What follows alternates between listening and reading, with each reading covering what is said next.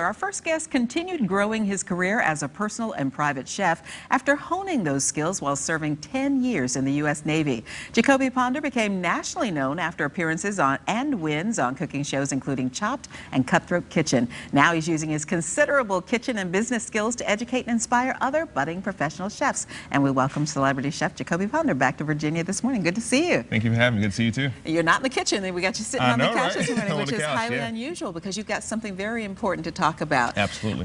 You are professionally trained as a chef. How important was that to you to take that love of cooking and then get the skills to actually take that to the next step? Well, I always encourage chefs and cooks alike to always get the education, and I'm real big on certification as well. You know, this is our craft, and you should always hone your craft, like know your craft, know what you're doing. The education piece behind it with my associates and bachelors kind of led me in the direction of understanding that you can't cook always, and there's a business side to the culinary game.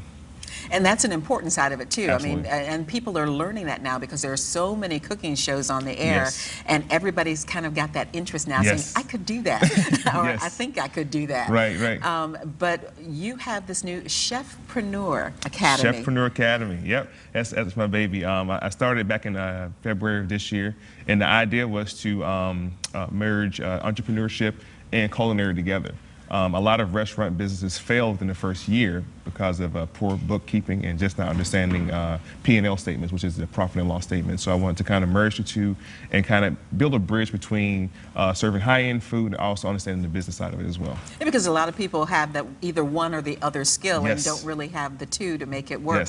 And we've seen, like I said, on the TV shows, how hard it is to run a restaurant business and run it well. So what kinds of things will people learn at the Chefpreneur Academy? Well, Chefpreneur Academy, it's a week-long course as of right now, looking to take it to a 5-week course here soon.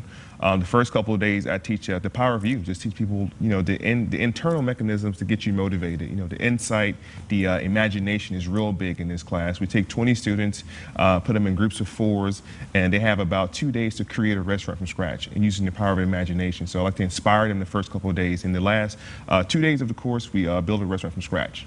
Wow, because you need imagination. You have to offer the consumer something different, but something delicious at the same time. Absolutely, and to get the creative juices going, I allow them to pick a state anywhere in the U.S., a location. They do demographic studies on a location. Intuitively, it's a business plan that they're building without them understanding what it is, and by day 5, they have built a business from scratch. And it's probably really eye-opening because people don't realize what it takes to get just a business in general off the ground. That's a lot of work. On that Thursday of that week, I bring in actual restaurant owners, and they talk to the class about some of the hurdles they had to overcome to open their business. And to get a real-world figure of what it costs is mind-blowing. Oh, I'll bet. Just looking at what it costs just to open some of these franchises, you take that and expand it to a restaurant of your own. I can't even imagine how much it would cost. What's been some of the feedback you've been getting from people who've gone through the course? Some great positive feedback from everybody. As you guys can tell from the commercial here, it's mainly military driven right now. They were the first one to sign up for the class. We took 20 Navy culinary specialists, put them in the classroom, and it took off. It took off. Now I'm on my 2nd ship doing it right now. I've graduated by 80 students between February and June of this year. And it's just a real exciting time to get them away from that environment off the ship, put them in the mind frame of after you retire from the military as a cook, there's more to the culinary game. So and you know about that personally. Oh yeah, personally I know about it. Yeah. Unfortunately, I didn't have Chefpreneur class to guide me along, but that's what I'm doing, kind of giving back to the veterans. Right, and you mentioned Navy ships. You're down in the Norfolk, Virginia Beach area. Yeah, down in Norfolk right now, And we're looking to go to Japan in September, actually, with Chefpreneur. So it's expanding rapidly. Look at that. So you take your imagination and take it wherever you want to go with it. So now you graduated 80 new people who could potentially be competition to you.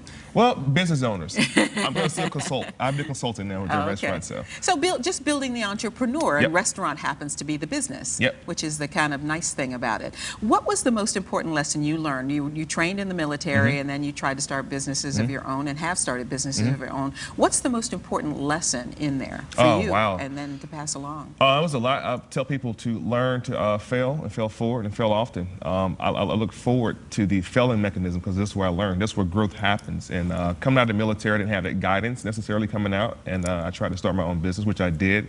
Had some unsuccessful moments, but I learned. Now with the failures I had, I take those lessons and try to put them into a curriculum and teach people how not to fail.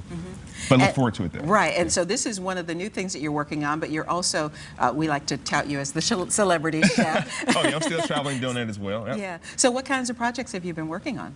Outside Want a name drop for us? Who have you been working with? Outside of Chefpreneur, I'm working with Miss Dr. Shanita Foster right now. She's having a women's empowerment camp. So I'm traveling with her a little bit, doing some stuff with her right now. Other than that, I'm just really focused on Chefpreneur, like the education piece of everything right now. And I may go back to Food Network this year. I'm not sure. Oh. I'm thinking about it. With your own show, maybe? Maybe. Hey, look, that's it. Speak it. Imagination. That's right. You have to step forward and do that. Absolutely. And you're also going to cook for us on the show. Yep. What is it like to be able to travel around and do shows like Virginia This Morning, travel to Japan, and take your experience and really expand that experience itself? It's mind-blowing. I mean, and it's not to knock chefs in restaurants. I think anybody working in a restaurant, you know, is very, I commend them, but me, myself, I can't be in that box. You know, I have to have the mobility to kind of show people what I can do around the world, and I love it. I love to travel. Sometimes it's a bit exhausting, but once I get in the kitchen and begin to cook, all that goes away. I mean, I actually love it. I love it. I look forward to doing more traveling here. As I mentioned, Japan coming up possibly, and maybe Italy and some places in Hawaii. They're interested in the Chefpreneur course, so I'm looking forward to it. I love it. I absolutely love it. And that's one of the things people can learn is that, you know, you're only limited by your imagination if you want to be a cook or a chef. That is it. That is it. And, you know, even with that note, I mean, I'm a chef, but I'm always a cook at heart. I'm a cook at heart, you know. It's always saying that a chef can be a cook, but a cook can't be a chef. Yeah, there's that fine line. It's that fine line. And it's only the separation of the education piece, again, knowing the business part of it. You know, a good chef should know the business part of it. Right. So a cook is someone who can burn in the kitchen. Yeah. And a chef is someone who has the education. The education piece. And the certification that goes with it. Certifications and the leadership ability to own and manage the operation.